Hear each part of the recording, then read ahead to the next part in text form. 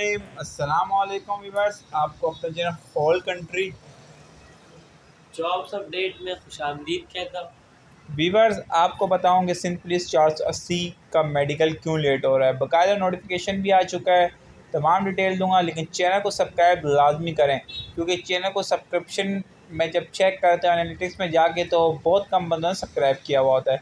तो सब्सक्राइब कर लें और साथ छोटे सा बेल आइकन उसको भी प्रेस कर लें। अब चलते हैं वीडियो की जानिब। ये लेटर पहले आया था जिसकी अब आजकल बहुत वायरल हुआ है, तो ये रिन्यू होके आया है दोबारा। तो लोग कह रहे हैं पुराना लेटर है। कैसे, पहले आपको मैं डेट दिखा दूं। ओल्ड लेटर ये जब आया था 17/8/2022 को आया था।